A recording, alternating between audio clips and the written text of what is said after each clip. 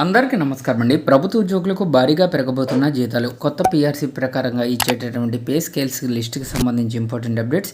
So ఈ వీడియోలో వీటి గురించి పూర్తి వివరాలు అయితే తెలుసుకుందామండి. సో సెంట్రల్ గవర్నమెంట్ ఎంప్లాయీస్కి చూసుకున్నట్లయితే 2026 జనవరి 1 నుంచి కొత్త పే స్కేల్స్ అయితే అమలు కావాల్సి అయితే ఉంది. ఇక ఆంధ్రప్రదేశ్ స్టేట్ ఎంప్లాయీస్కి 2023 జూలై 1 నుంచి కొత్త పీఆర్సీని అయితే అమలు చేయాల్సి అయితే ఉంది. అయితే సెంట్రల్ గవర్నమెంట్ చూసుకున్నట్లయితే కొత్త పీఆర్సీకి సంబంధించి కమిటీ చైర్మన్ నియమించింది.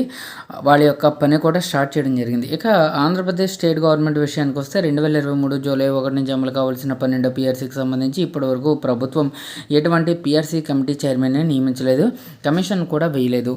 సో దీంతో ప్రభుత్వ ఉద్యోగులు ఆంధ్రప్రదేశ్ రాష్ట్రంలో పోరుబాటు అయితే పట్టబోతున్నారు.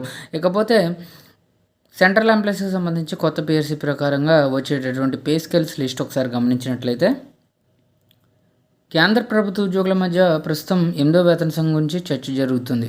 లక్షలాది మంది ఉద్యోగులు, పెన్షనర్లు దీని అమలు కోసం ఆసక్తిగా ఎదురుచూస్తున్నారు. 8వ వేతన సంఘం జనవరి 1, 2026 నుండి అమలులోకి వచ్చినట్లు పరిగణించబడుతుంది. అయితే రిటైర్డ్ జస్టిస్ రంజన్ ప్రకాష్ దేశాయ్ నేతృత్వంలోని కమిటీ ప్రస్తుతం దీనిపై సూచనలు స్వీకరిస్తుంది. దీనిపై ఫైనల్ నిర్ణయం 2026 చివరిలోగా లేదా 2027 నాటికి వచ్చే అవకాశం కూడా ఉంది. ఆ తర్వాతే జీతం లేదా పెన్షన్ ఎంత పెరుగుతుంది అనేది స్పష్టమవుతుంది. ఒకవేళ 8వ వేతన సంఘం అమల్లో 20 నెలల వరకు ఆలస్యం జరిగితే ప్రభుత్వం ఆ 20 నెలల బకాయిలను కల్పిస్తుందని అంచనా వేస్తున్నారు. ఎకనామిక్స్ టైమ్స్ నివేదిక ప్రకారంగా కేంద్ర ఉద్యోగుల 20 నెలల బకాయిలు వారి బేసిక్ పే ఆధారంగా 3.6 లక్షల నుండి 15 లక్షల మధ్య ఉండవచ్చని అంటున్నారు.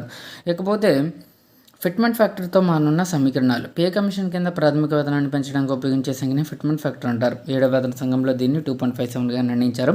దీనివల్ల శాలరీస్ హైక్ అయితే చాలా బాగా అయ్యాయి. ఇక గత 10 ఏళ్లలో పెరిగిన ద్రవ్యోల్బణం, జీవన వ్యయాన్ని దృష్టిలో ఉంచుకుని ఉద్యోగ సంఘాలు ఫిట్మెంట్ ఫ్యాక్టర్ను 3 నుంచి 3.25 వరకు పెంచాలనే డిమాండ్ కూడా చేస్తున్నారు. ఫిట్మెంట్ ఫ్యాక్టర్ ఎంత ఎక్కువగా ఉంటే బేసిక్ శాలరీ, పెన్షన్ కూడా అంత ఎక్కువగా పెరుగుతాయి. ఎవరికి ఎంత ప్రయోజనం అంటే తక్కువ మధ్యస్థాయి వేతనాలు పొందే ఉద్యోగులకు దీనివల్ల ఎక్కువ లాభం చేకూరే అవకాశం ఉంది. ఉదాహరణకు లెవెల్ 1 ఉద్యోగికి ప్రస్తుత బేసిక్ శాలరీ 18,000 ఉంటే మల్టీప్లైయర్ ఆధారంగా సుమారు 36,000 నుండి 46,000 వరకు పెరగవచ్చు. ప్రస్తుతం 35,000గా పొందుతుంటే అది 70,000 నుంచి 90,000 వరకు పెరగవచ్చు. బేసిక్ శాలరీ 47,000 ఉంటే 2.57 ఫ్యాక్టర్ ఆధారంగా 1.2 lakhsకి పెరిగే అవకాశం అయితే ఉంది. అదే 3+ ఫ్యాక్టర్ ఆమోదం పొందితే ఇది ఇంకా పెరుగుతుందండి. మొత్తంగా చూస్తే నెలవారీ జీతంలో పెరుగుదల 18,000 నుండి 74,000 వరకు ఉండే అవకాశం అయితే ఉండవచ్చు.